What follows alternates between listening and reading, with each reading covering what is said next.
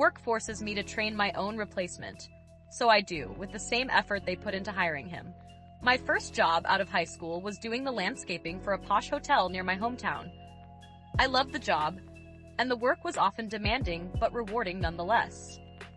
After working there a few years, the hotel was sold to a businessman as the owner wanted to retire to Florida. The new owner had a gambling addiction and a drinking problem.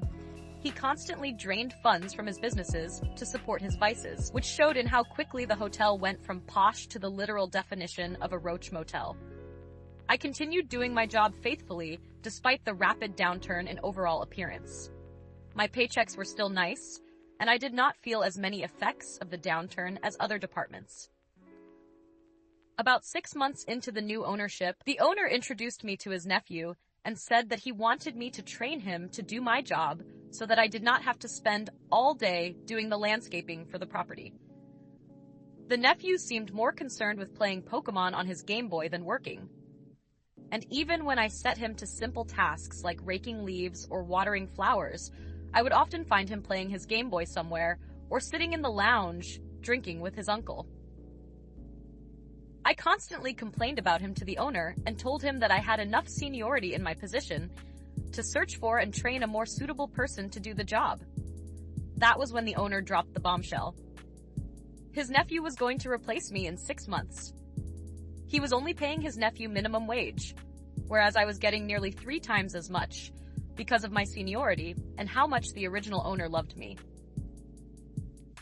At this point, I realized that I was too expensive for him and he wanted to have more money available for his habits. I immediately started looking for a new job. I continued working at the hotel, but I did not put as much effort into it. I showed the lazy nephew some basic stuff, but I pretty much left him to his own devices for the rest of the day. By the time I was asked to leave, the amount of neglect was overwhelmingly apparent. Poison ivy was growing around entrances. The normally well-manicured lawns looked like overgrown meadows. 6 months after I left, there was a massive fire in the middle garden because the nephew somehow thought the most effective way to get rid of the poison ivy and weeds in the mulch was to douse it in gasoline and light it aflame. He was standing nearby with a garden hose to put it out, but was swiftly overwhelmed as dry leaves and other material quickly spread the flames into the hotel itself. The fire department was called. The hotel evacuated. The nephew was arrested for arson despite trying to convince everyone that he fully intended to put the fire out with the garden hose after he got the desired effect.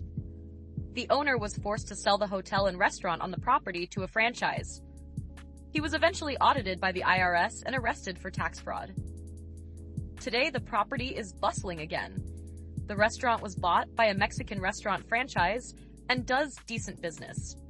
The 2 side blocks of rooms that were damaged in the fire were torn down and turned into an outdoor banquet area for the Mexican restaurant. The main hotel has bounced back after the dickhead owner was replaced. The entire property barely resembles what it looked like when I worked there. Edit because of outrage. I have edited out the Pakistani descriptor since everyone thinks I am being racist or xenophobic. There are only 2 things I remember about him. A, he was from Pakistan. B, he was a complete dick. So now you will see dickhead owner instead. Sorry, it was not my intention to offend people.